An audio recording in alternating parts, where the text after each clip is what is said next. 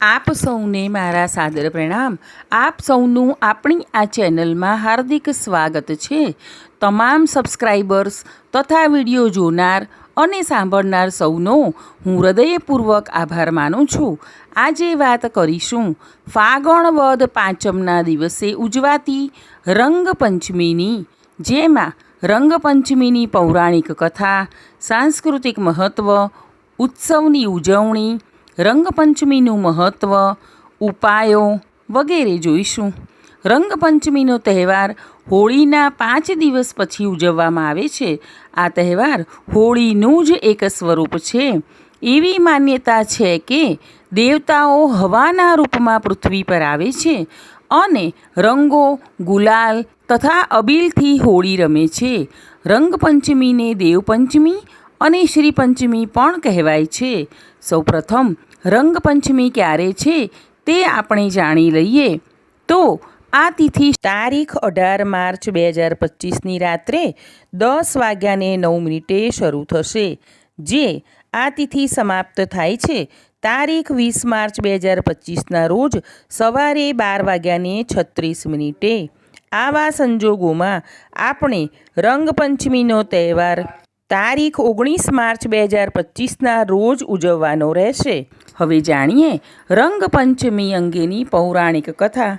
એક માન્યતા અનુસાર ભગવાન શિવે કામદેવને ભસ્મ કર્યો હતો, તેથી તેમની પત્ની રતિએ ભગવાન શિવને ખૂબ જ પ્રાર્થના કરી, જેના પછી ભગવાન શિવે કામદેવને પુનર્જીવિત કર્યા।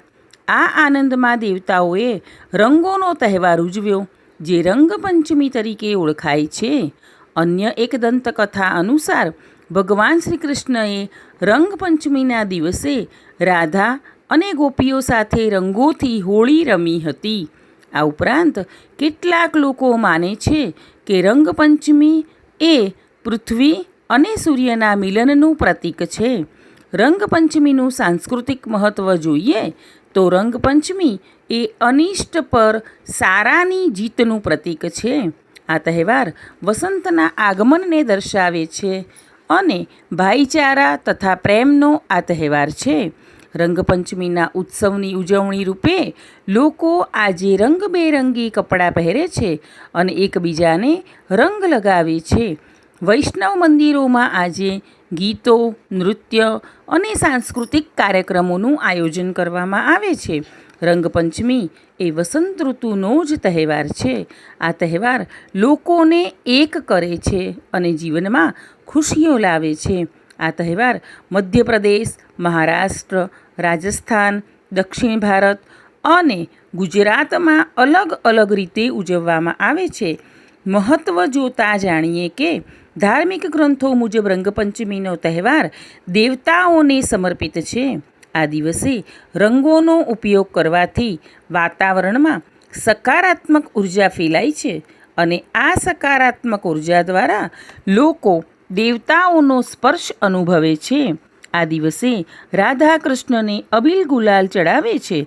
ઘણા લોકો આકાશમાં ગુલાલ ઉડાડે છે અને તેઓ સુખ, સમૃદ્ધિ તથા સારા નસીબ માટે દેવતાઓને પ્રાર્થના કરે છે। ગુલાલથી દેવી દેવતાઓ પ્રસન્ન થાય છે અને આ ગુલાલ જ્યારે આકાશમાંથી નીચે પડે છે ત્યારે નકારાત્મક ઉર્જા અને ખરાબ શક્તિઓ નાશ પામે છે।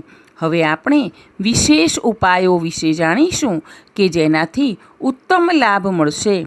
આ દિવસે ઘરની ઉત્તર દિશામાં કમળના ફૂલ પર બેઠેલા લક્ષ્મીનારાયણનો ફોટો લગાવવો, તેમની સામે ઘીનો દીવો પ્રગટાવવો, ગુલાબનું ફૂલ અર્પણ કરવું, તેમની સામે ગોળ અને ખાંડની મિશ્રી અર્પણ કરવી, પછી ઓમ શ્રી શ્રી નમઃ આ મંત્રનો જાપ કરવો।